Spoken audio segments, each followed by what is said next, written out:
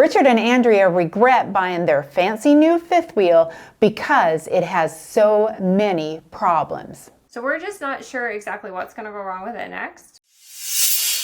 Welcome to the channel. I'm Liz. I have been RVing since the 80s and I make videos helping people who've had problems with their new RVs.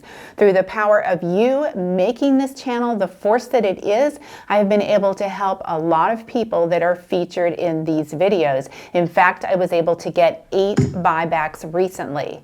Today, Richard and Andrea share their shocking and disturbing problems they've had with their brand new fifth wheel. I reached out to Forest River and I'll have their response later in the video. Currently we have a 2024 Forest River Sandpiper 3990FL. This will be our third trailer. We upgraded to the Sandpiper because of the living space and the design and the floor plan and like the family opportunities it allowed us to have. We do spend an abundance amount of time in it because I do work doing travel contracts for nursing. We definitely really like the RV life and we've never been disappointed with a trailer before. And I guess the problems really started the minute we picked it up. The unit itself was built in April 2024. We got it in May 2024. Within 2 weeks, we noticed the floor was like soft in a couple spots. When we first had it driving in the rain, we opened it up. The floor was all wet, so you could tell water was getting in. When I first had emailed the warranty department there, they were trying to say that it was just some bracing that it needed to hold the floor up and that it's normal. But obviously this was not normal. It was severe, like it's to the point where I thought it was going to fall through the floor. So a bit of back and forth on that one. Eventually ended up taking it down to a local repair shop. When he looked at it, he knew right away it has to go back to the factory to get fixed. The entire floor needs to get replaced. And that's within obviously weeks of having the unit, within a month or two of it being built. There's lots of other things as well. Here's the backsplash. You see it's... The fridge blew within a few weeks. Essentially with the fridge, it just shorted. There was a short somewhere in the wiring and I said to him, I'm like, do you smell smoke? And I started to smell the smoke and then the fridge went. We had to throw out all of our food. And because like when I work assignments, I work remote assignments. So there's not necessarily grocery stores in the area. So we also had to replace all the groceries that we had stocked up to feed our family. They did replace the fridge. Black tank issue we've been having since we picked up the unit. The grays are fine. The black, it's jammed. The black tank has never, the pull rod has never worked. Can't open it, can't close it.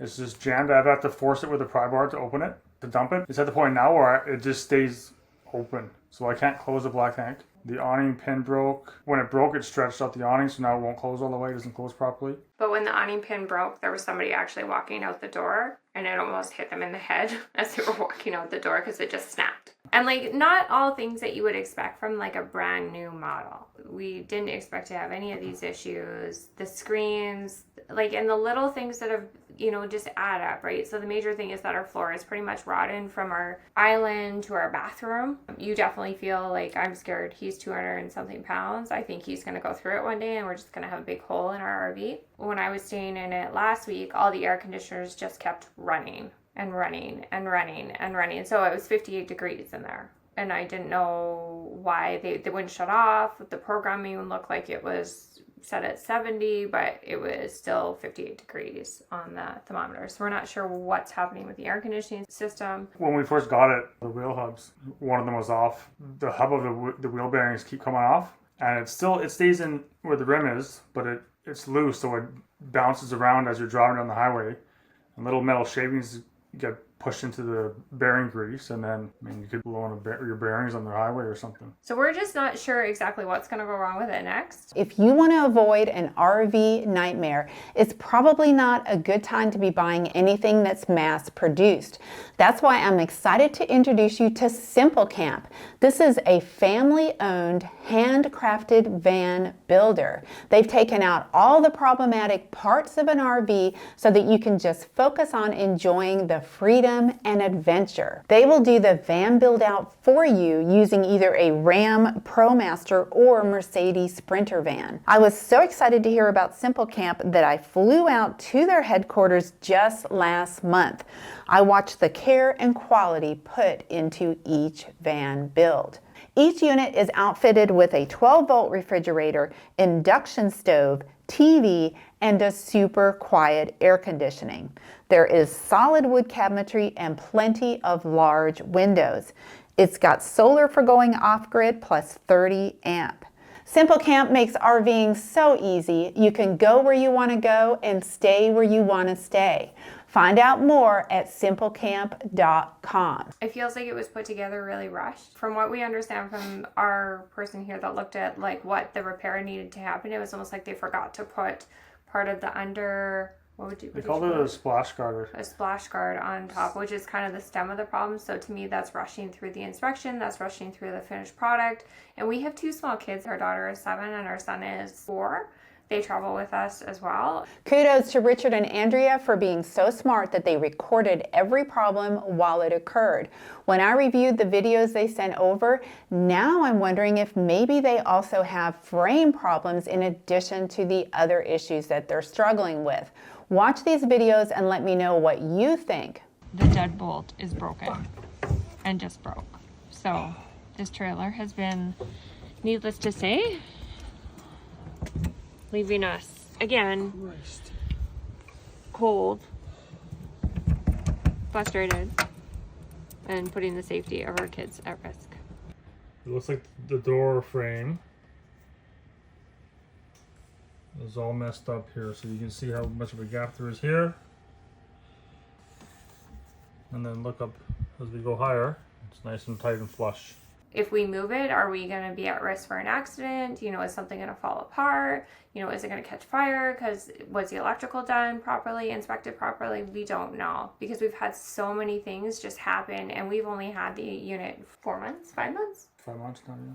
So they're supposed to be picking up the unit and taking it back to the factory first week of December. They said they're going to pick it up, and they're going to take it back. They'll have it for a few months. They said they're going to fix everything and bring it back to us. But this also means now that I cannot work in my U.S. contracts. So now she can't work in the U.S. because we use the unit for her to stay in down there. We're going to have to pay on this unit while we don't even have it. We can't use it. Like if it was 10 years old, sure, right? Maybe things go wrong, but the thing's brand new and we got to send it back to the factory.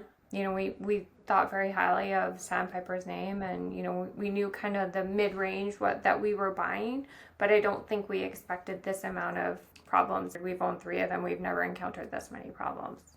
The last conversation we've asked for is to speak to somebody that actually has the authority to do something more than just fix and repair, because now I'm sitting there thinking, well, you're just going to repair the floor. This should have been brand new. Like, we shouldn't have had this issue happen. So we're sitting there going, now we're getting a like hand fixed unit when we purchased something that was brand new and should act like a brand new unit. So we've asked for a call and we've yet to receive that call. Like right now, I'm still on contract. So when I go, I'm in it by myself and I'm scared that something's going to happen while I'm there, because I don't know how.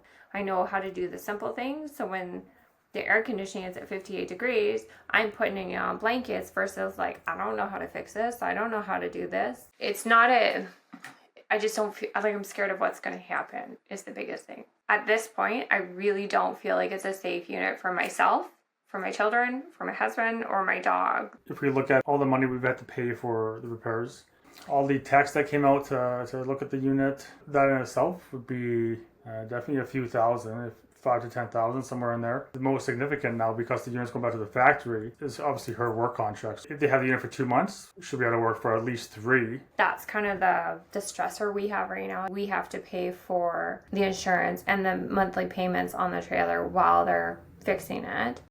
From what I've heard and what I've learned from talking to techs or other people in the industry, it seems like the quality of the units for the newer models has gone down significantly. Thinking back, I might have decided to go and purchase an older unit and just renovate the interior versus having to go through all these issues again. So her parents have a 5th wheel, and it's going to be at least 10 years old, and they've never had an issue with it. Whereas this thing's brand new and it's falling apart. I think the biggest tip that we can offer is just make sure that you don't just buy based on design. We bought based on what our family needs were, and our family needs were the living space, you know, the loft for the children, the separate bedroom, but it's really hard to find a unit that accommodates all of those.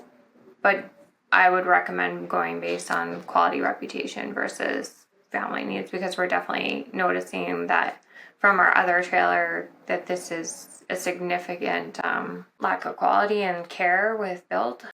We've asked Forest River to buy back our unit because we shouldn't be experiencing any of these problems this early on, and we are definitely concerned for safety moving forward with our kids and just us and driving with it on the highways for the distances we do. So we're pretty nervous about the trailer right now. We would just want to buy back for this unit and just have a fresh start. I reached out to Forest River and they called Richard and Andrea right away. They offered to make the loan payments while their fifth wheel is in the factory getting repaired and to fly them down so they could look everything over once the repairs are done. They also offered to pay for an independent mold test. But that was before I realized that they might also have frame problems. So I reached out to Forest River again. I have not heard back, but I will definitely keep you posted. What do you think Forest River should do for Richard and Andrea? Let me know in the comments. And for almost 2 years now, I have been recommending that if you're shopping for an RV, new or used, it's very important to get an inspection. On used RVs, a lot of people can and do trade in their problems. And on new RVs, well, just watch these videos to see why it's so important to get an inspection. Thanks for watching and stay tuned.